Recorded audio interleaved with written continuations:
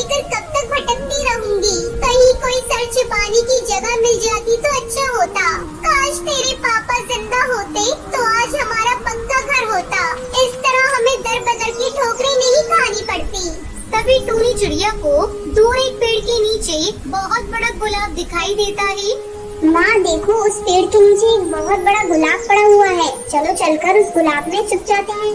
टुनटुनी चिड़िया अपनी बेटियों के साथ उस पेड़ की तरफ जाती है। अरे ये तो गुलाब का फूल लग रहा है। इसमें दरवाजा और खिड़कियाँ भी है। टुनटुनी चिड़िया जल्दी जल्दी उस गुलाब के अंदर अपनी बेटियों के साथ चली जाती है। अरे टूनी, ऐसा लग रहा है जैसे इस घर में पहले से कोई रह रहा हो। कोई बात नहीं माँ, चाहे इस घर में कोई भी रहे, अब इस घर को छोड़कर हम लोग कहीं नहीं जाएंगे। तभी टुनटुनी की छोटी बेटी लूसी भोजन मांगने लगती है। माँ मुझे भूख लगी है, मुझे कुछ खाने को दो। लूसी तो पागल हो गई है क्या? इस बारिश में माँ भोजन लेने कहाँ जाएंगी? चुपचाप सोने की कोशिश कर। टूनी दीदी मुझे नींद आ रही है, भूख से पेट में दर्द हो रहा है। माँ मुझे भूख लगी है, कुछ दो खाने को। चुप हो जा कमबख्त, मेरा दिमाग मत खा। वैसे भी इस बारिश में जान बचाना मुश्किल हो रहा है और तुझे खाने की पड़ी है। टूनी, इसे थोड़ा पानी पिला दे और फिर तुम दोनों बहनें सो जाओ। टूनी चिड़िया अपनी बहन को पानी पिलाती है और फिर दोनों बहनें सो जाती हैं। चलो, मेरी दोनों बच्चियाँ तो सो गयी, लेकिन मैं नहीं सो सकती। मुझे रात भर जागकर इनकी रखवाली करनी होगी। इतनी बारिश में कहीं कोई जहरीला जीव जंतु इस घर के अंदर न आ जाए।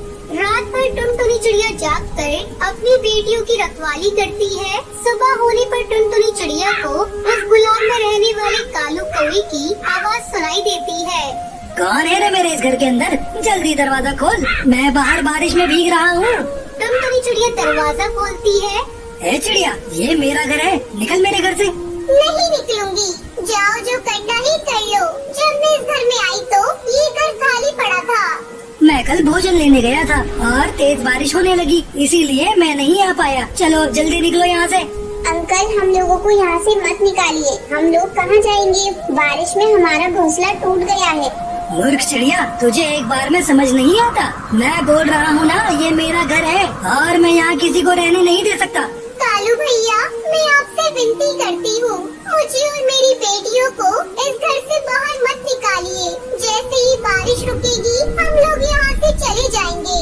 थोड़ी देर बाद बारिश रुक जाती है और टुनटुनी चिड़िया अपनी बेटियों को लेकर जाने लगती है। तभी कालू कौवा टुनटुनी चिड़िया से कहता है, तुम्हें कहीं जाने की जरूरत नहीं। तुम्हारा भाई इतना निर्दयी नहीं है जो तुम लोगों को इस घर से बाहर निकाल दे। अब से हम लोग साथ साथ रहेंगे। ये लो, मैं कुछ भोजन लेकर आया हूँ, खुद भी खा लो और बेटियों को भी खिला दो।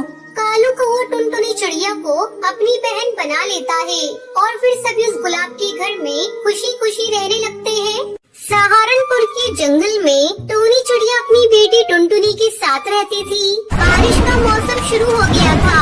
एक दिन टूनी अपने घोंसले की मरम्मत कर रही थी, तभी बारिश शुरू हो जाती है। अरे ये क्या? अभी तो पूरी तरह से घोंसले की मरम्मत भी नहीं हुई है और बारिश होने लगी। टुनटुनी तो जल्दी से घोंसले के अंदर चली जा, नहीं तो तू भीग जाएगी और तेरी तबीयत खराब हो जाएगी। टुनटुनी घोंसले के भीतर चली जाती है और एक कोने में जाकर बैठ जाती है। कुछ घंटे बीत जाते हैं लेकिन बारिश नहीं रुकती। माँ, तुम भी अंदर आ जाओ, नहीं तो भीग जाओगी। इतनी बारिश में डॉक्टर भी नहीं मिलेगा। इस तरह 2 दिन बीत जाते हैं लेकिन बारिश रुकने का नाम ही नहीं ले रही थी। बेटा, तू चुपचाप एक जगह बैठी रहना, मैं बाहर जाकर राशन का इंतजाम करती हूँ। पता नहीं अभी कितने दिनों तक और बारिश होगी। तुझे भी भूख लग रही होगी। लेकिन माँ, बाहर बहुत तेज बारिश हो रही है, तुम कैसे जाओगी? तो मेरी चिंता मत कर टुनटुनी, भोजन का तो इंतजाम करना ही पड़ेगा। मैं ज्यादा दूर नहीं जाऊंगी, बस पास वाले सुंदर काका की दुकान से राशन लेकर अभी आ रही हूँ। इतना कहकर टूनी चिड़िया राशन लेने चली जाती है। अरे बाप रे, यहाँ तो चारों तरफ पानी भर गया है। टूनी चिड़िया किसी तरह सुंदर काका की दुकान तक पहुँचती है। अपनी दुकान के बाहर सुंदर उदास बैठा था।